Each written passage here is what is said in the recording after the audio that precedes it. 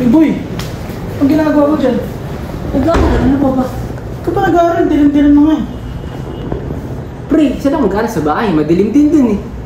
Makasalamin ka naman, malabo na mata mo, nag-aaral ka pa sa madilim. Okay na yan, sige na. Ingat pre, uwi ka na ha. Uwi na. Oh. Ingat-ingat. Ay nako, madilim kasi na. Wait lang pre. May tanong ako sa'yo. Ah? Ikaw rin naman, nahirapan ka sa madidilim na lugar eh. Oo. Paano kaya kung solar panel, malakas naman yan sa Pilipinas eh. Yung mga solar panel, mga ano yun, 20. Ayun nga, pre. Paano kung mura lang? Paano kung kaya natin lahat makuha, di ba?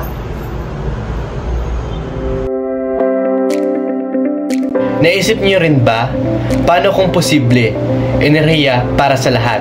At simulan natin sa Villa Maria.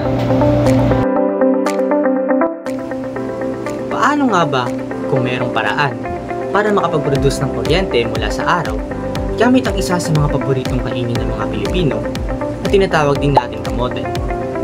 Sa tulong ng mga anthocyanins mula sa kamote, ay maaari itong magamit bilang isang component ng dye-sensitized solar cells.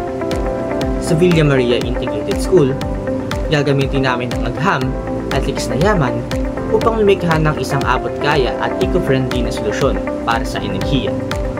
Kung kaya't samahan nyo kami sa isang mas paliwanag at luntian na kinabukasan.